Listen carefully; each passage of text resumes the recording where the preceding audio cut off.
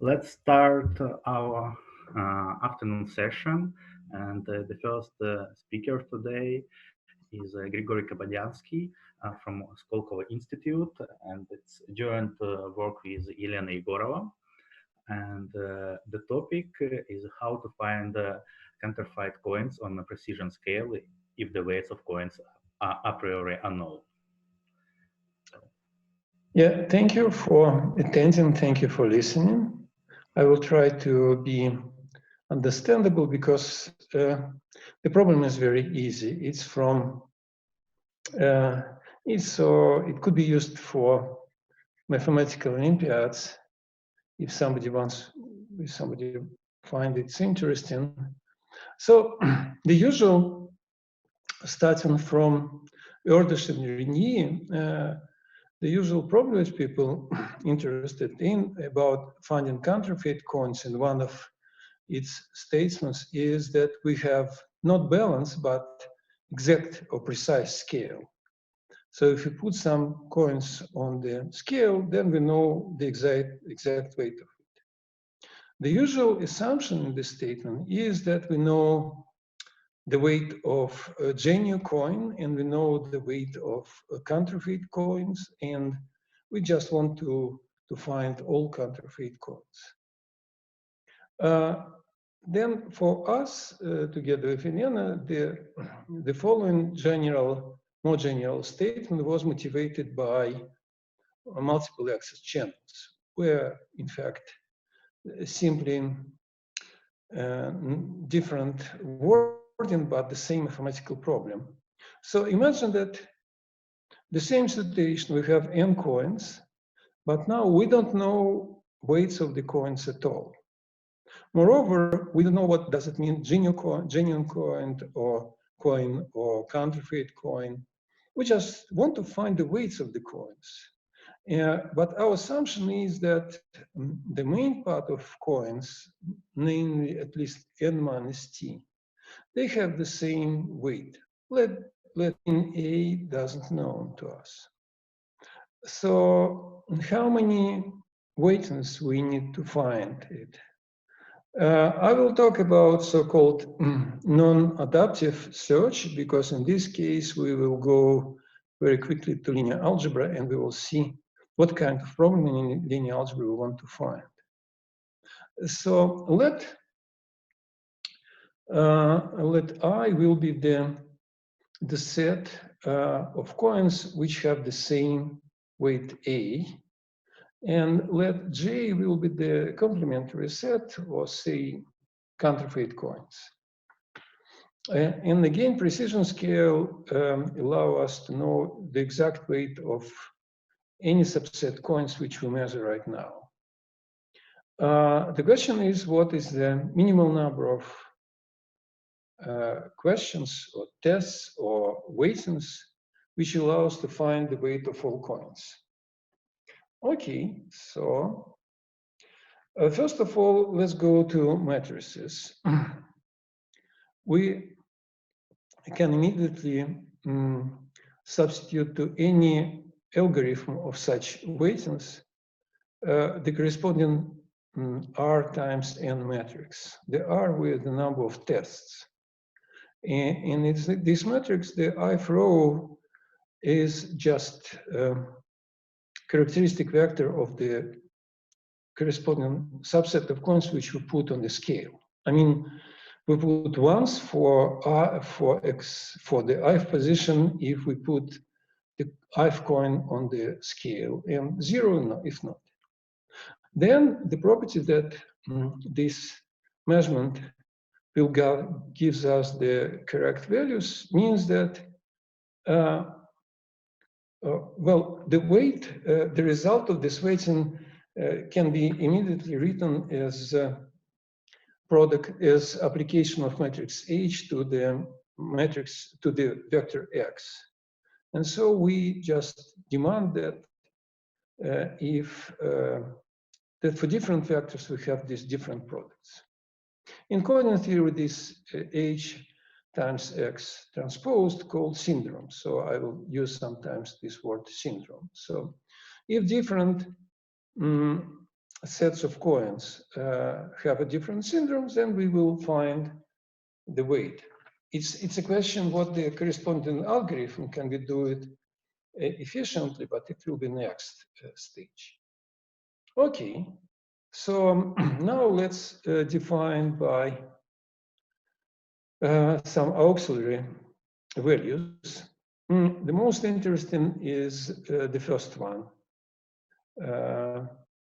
What is the minimal dimension are such that in this dimension, in normal, let's say, Euclidean space, we will find n vectors, binary vectors. It's important to, of course, to say the binary vectors with the following property: that any 2 times t of these vectors are linear independent.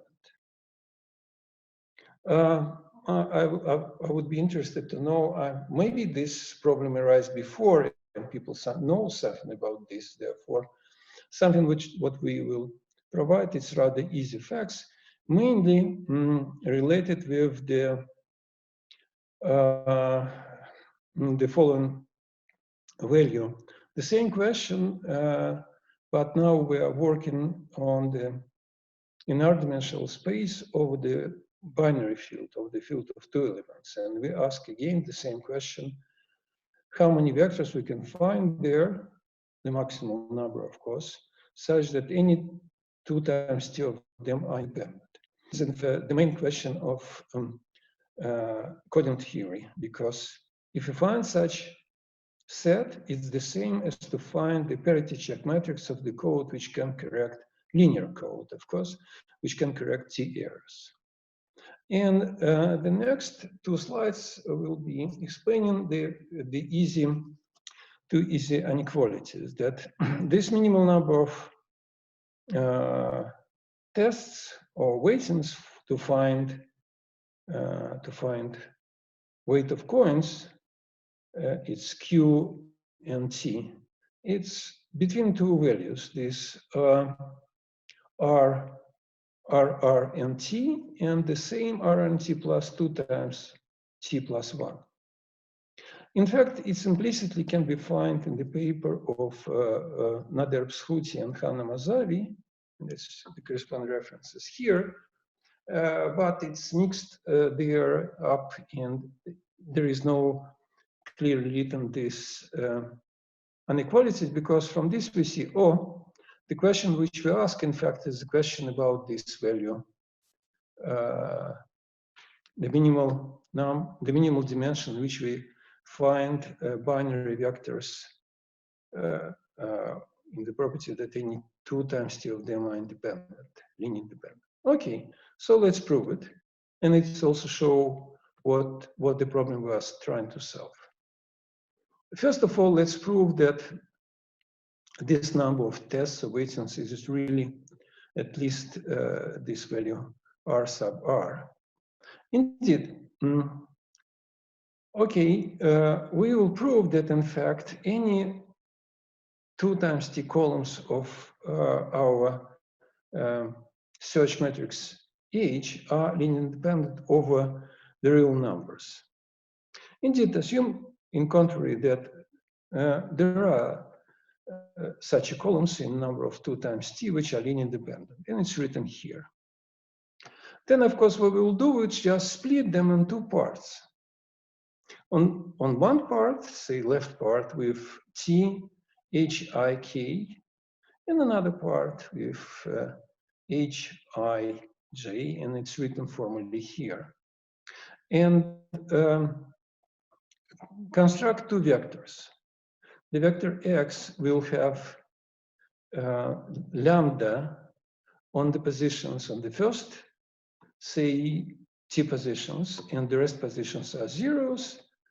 It's a marked positions, the positions where we have linear dependency. And for vector y, we put lambda sub k on other t positions, and again, the rest is 0. Then we see, oh, no, the syndromes are the same.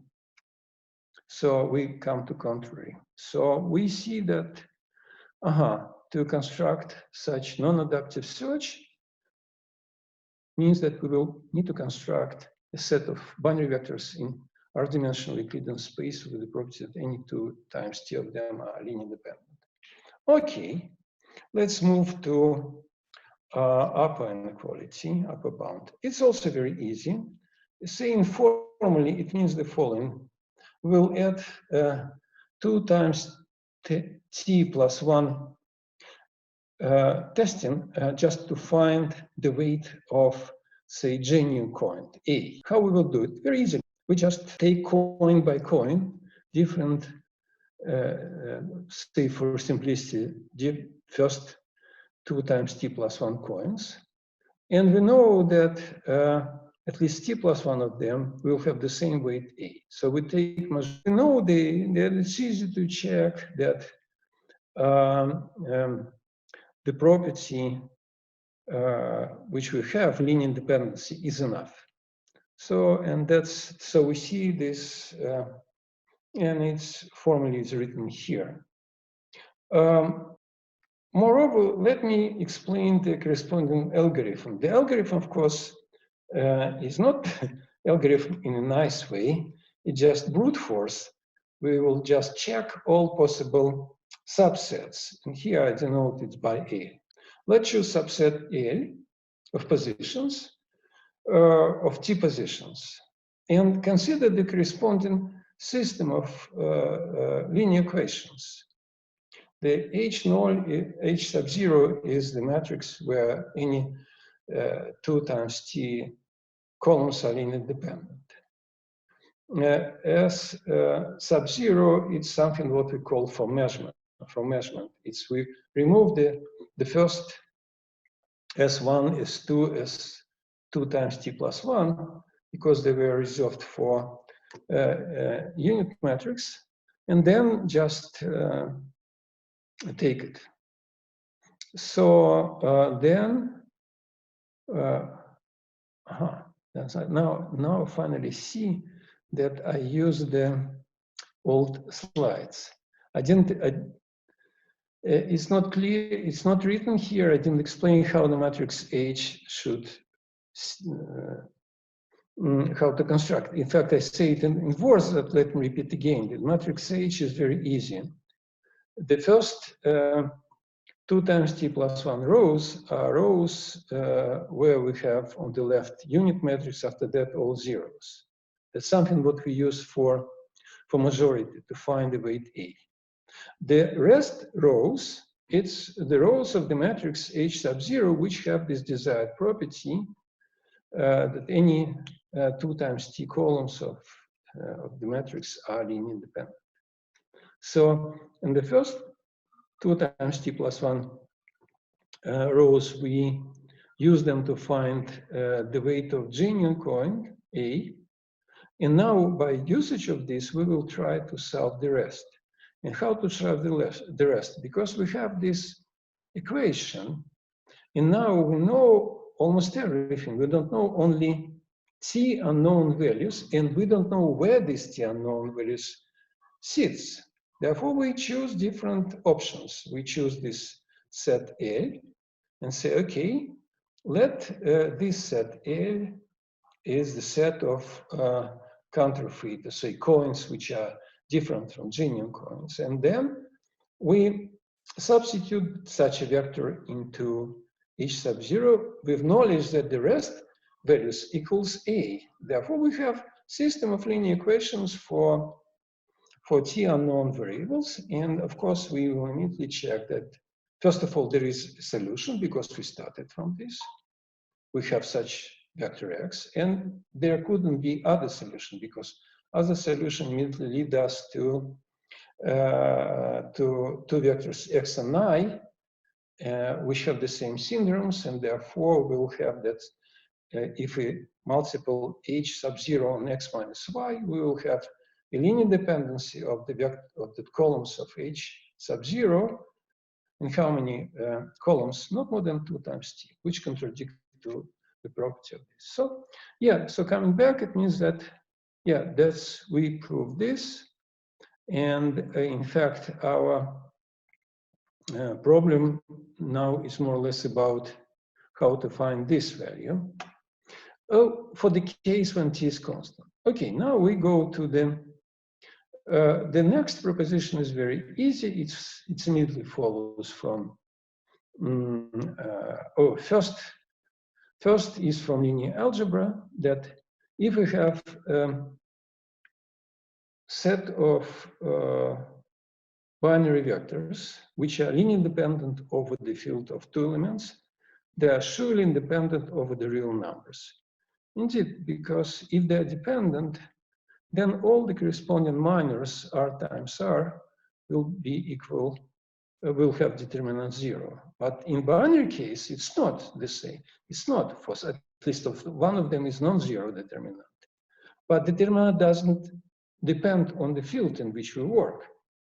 It depends only, means in fact, if it's non-zero by modulo 2, it cannot be 0 in Q or in R. So the first is more or less obvious. And the second follows from well-known coding theory constructions, say either BCH codes or binary GOP codes, which leads us to this. Now, from this, we have that the number of questions is at most t times log n plus something small when t is constant. And it's slightly better than the previous one, where there, instead of 1, there was some constants in here. Well, now I should apologize because in the abstract I wrote that we know the asymptotic in this case. And as sometimes happen, I have found that, no, there is a gap in the proof. In my attempts to fill the gap only, say, make me more and more confident that I don't know if it's true. My suggestion was that that this is right asymptotic. This t times log n. Now, what we know the best for today that the lower bound have the such form. By the way, how it's from where it follows? It follows from so-called upper bound for the cardinality of T signature codes for the binary adder channel of, let me say, on combinatoric language. Imagine that instead of linear dependency, we just say we want that all sums of subsums of these T vectors should be different. Okay, and then it's, in this case, we have this bound. Of course, we have stronger property, but how much stronger, I have no idea. By the way, if we restrict ourselves only to the problem that sums should be different, not say sums and minuses, then the corresponding lower bound is, we have just another constant, 4 times t divided on log t. So I really don't know what is the correct answer, and maybe we can construct better sets of binary vectors which are linear independent over the real numbers. Because over the binary field, we know the answer. It's written here. This is t log n, asymptotically at least.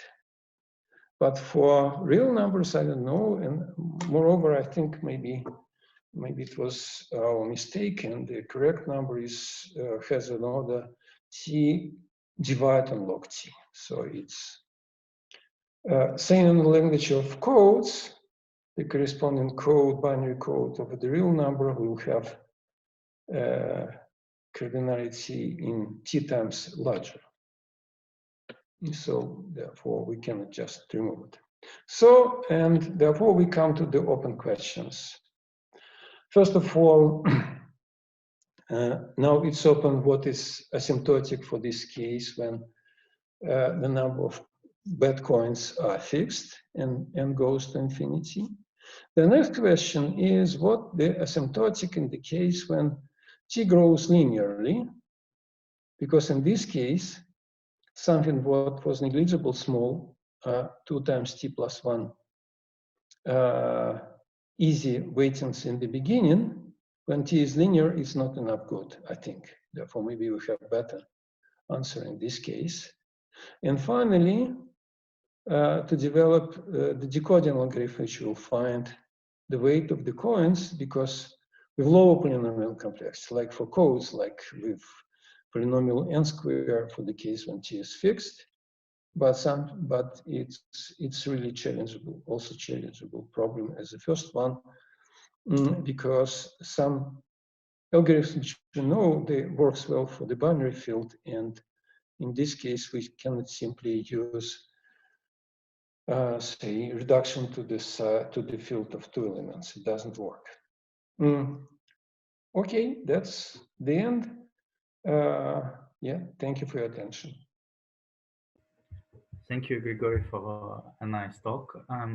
So I have one question for you.